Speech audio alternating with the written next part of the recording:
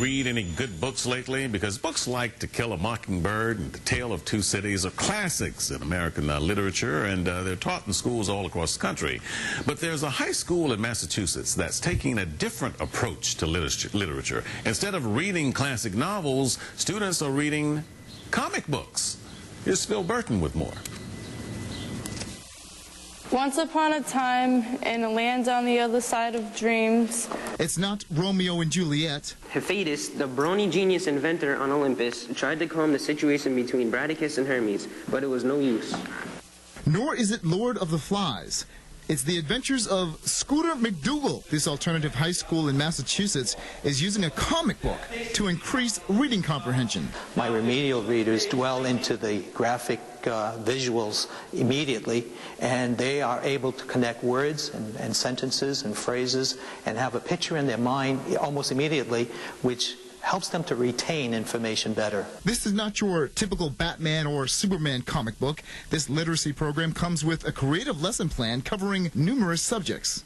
I mean, you get this kid who steals a scooter from Zeus's son Bradicus, and is going throughout all the different periods in history. They end up in the human body and some of the anatomy books. Omari Walker, the principal at Fall River Alternative High School, pushed to have this read-to-learn comic book program integrated into his school.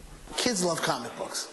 You know, I know as a kid, I always looked at comic books, and we used to trade them. In education, we sometimes, you know, take away the creativity in the text in the books so that the teachers can go over that and the kids can learn.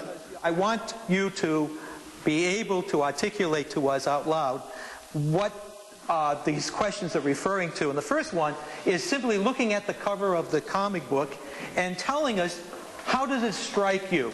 Initially, students were a bit hesitant when this cartoon character was placed on their desk, but they quickly bought in. The next big sell for Principal Walker will be the school board, and selling comic books to the superintendent will not be easy.